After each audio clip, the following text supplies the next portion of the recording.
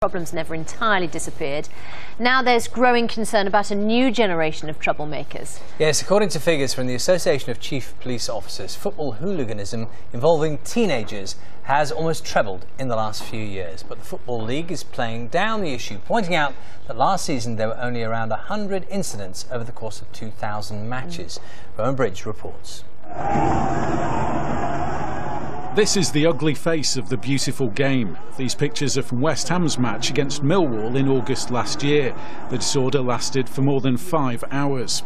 Football hooliganism isn't as bad as it was in the 1970s and 80s, but the scourge of the game has never completely gone away. Kick off today at 3 o'clock. Now police across the country face a growing threat from a new generation of teenage troublemakers. These two Coventry City supporters first became involved in hooliganism when they were 14. We're showing our passion by fighting for them, but when we were fans, what they do seem to moan about them. So we're showing that we are true fans by going to different towns and fighting for them, so that Coventry get a good reputation.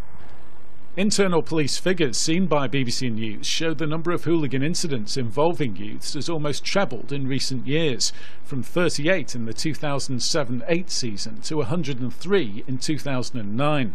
There are now more than 280 football banning orders against teenagers. The youngest person on a ban is just 13. They stop the fan from going to any match in the UK, and they may have to hand over their passport if a team plays abroad. If we have people engaging in football-related disorder at an early age, there is the potential for that to stay with us for some while. There was more trouble on Saturday when Southampton took on Bournemouth. Senior police officers say the disorder at the League One game reflects a wider problem, with violence more likely in lower divisions. It's the reality of modern day football. Football hooliganism doesn't go away, it comes back and it morphs in different forms, and the police have to be switched on to that and be able to respond accordingly. The Football League says it's not complacent about the problem. It says the number of incidents has to be seen in the context of millions of people who watch football each season. The league says it also has a constant dialogue with the police. Rowan Bridge, BBC News.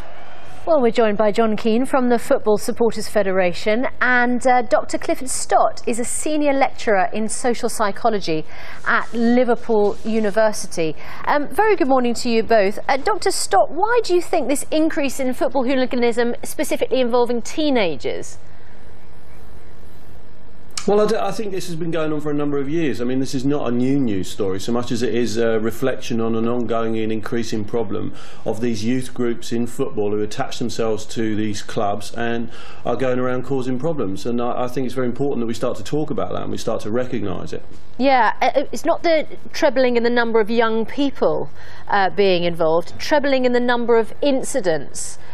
They say, rising from 38 involving youths back in 2007-8, 103 2009-10. It's important to talk about it. So what do you think, what are the causes behind it, do you think?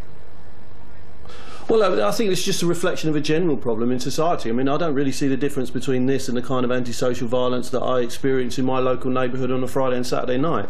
I mean, this reflects a general problem of antisocial behaviour among large groups of youths, and it just happens that they're, in this circumstance, we're focusing on it in the context of football. You think teenagers generally are behaving more badly?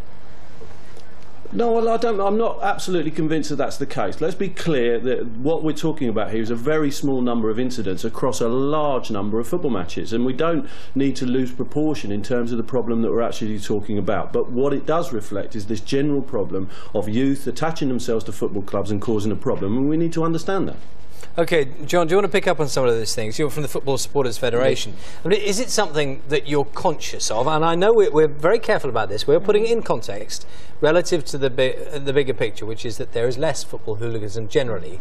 But are you aware of this, if you like, this substrand?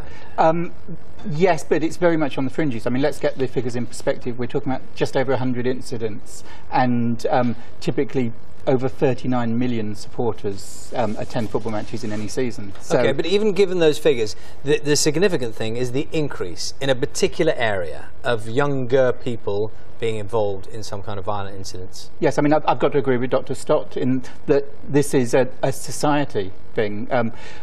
I actually feel a lot safer going to a football match than I do walking through a town centre on a Friday and Saturday night. The football match is better policed. It's significant that over 60% of these incidents are away from matches. Well, can I just ask, in that case, why do these people, you're saying these are the same people, if you like, who are causing problems elsewhere, why is it they think they can do it under the football umbrella? Why is it the message hasn't come down the line that this is not a place where you're going to get away with it? That's a good question, and in fact they are not going to football matches. Many of these hooligans won't actually go to matches. They'll just attach themselves to a club.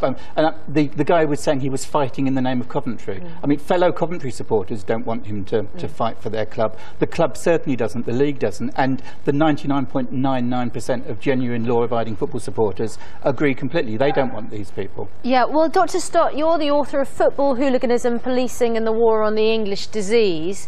If these are troublemakers attaching themselves to a football club, what is the responsibility of that club and the associated policing to target this group in particular? Yeah, absolutely. I think the club has a massive responsibility. I think the Football League has a responsibility. The police have a responsibility, but they're perhaps one of the only parties that realise that responsibility. What I want to call for is that what we need is a kind of social work, community work-based intervention into these youth groups that's ongoing and continuous, in the same way that we might see in Germany, for example, with their fan projects. It's very important that we take a kind of community-based approach to this problem. Don't see it as necessarily criminality attaching itself to football, but see it as a reflection of a general social problem that in this age of austerity, one of the dangers is that these kind of community-based interventions will disappear, and what will happen is that these alienated youths will continue to cause ongoing problems in relationship to various different activities like football clubs, like EDL demonstrations, all these kinds of things that are going to cause us social problems as we move into this recession more deeply. All right, Dr. Stott, thanks very much indeed, and thanks also to Jon Keen from the Football Supporters Federation.